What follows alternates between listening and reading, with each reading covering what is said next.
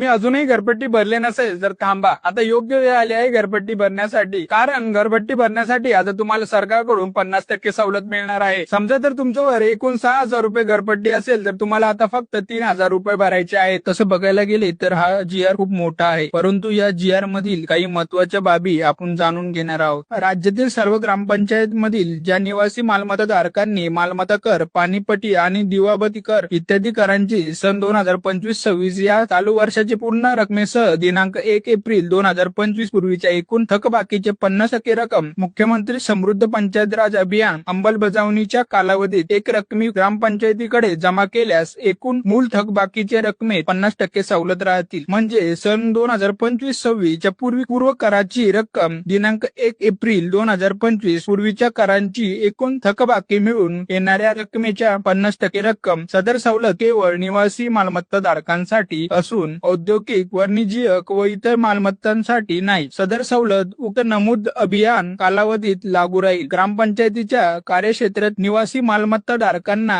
निवासी मालमत्ता कर, पाणीपट्टी आणि दिवाबत्ती कर इत्यादी करांच्या थकबाकीत वरील प्रमाणे सवलत देण्याची निर्णय घेण्याची बाब संबंधित ग्रामपंचायतीच्या ऐच्छिक राहील। प्रत्येक ग्रामपंचायत कार्यक्षेत्रातील थकबाकीचे प्रमाण आणि संबंधित ग्रामपंचायतीचे आर्थिक गरज लक्षात घेऊन निवासी मालमत्ता धारकांना दिनांक 1 एप्रिल 2025 पूर्वीच्या एकूण निवासी मालमत्ता कर, पाणीपट्टी आणि दिवाबत्ती कर इत्यादी करांच्या थकबाकीमध्ये 50% सवलत द्यायची किंवा नाही याचा निर्णय घेण्याचे पूर्ण अधिकार त्या ग्रामपंचायतीला असेल। यासाठी ग्रामपंचायतील विशेष ग्रामसभा बोलवून त्यात बहुमताने ठराव मंजूर करणे अनिवार्य आहे। सदर सवलतीच्या अनुषंगाने ग्रामपंचायतच्या उत्पन्नात झालेल्या कोणत्याही घटीची शासनाकडून भरपाई करण्यात येणार नाही। तुमच्या किंवा तुमच्या ओळखीच्या कोणाची भी घरपट्टी बाकी असेल तर त्यांना आजचा हा व्हिडिओ शेअर करा आणि अशाच नवनवीन अपडेटसाठी आपल्या पेजला नक्की फॉलो करून घ्या।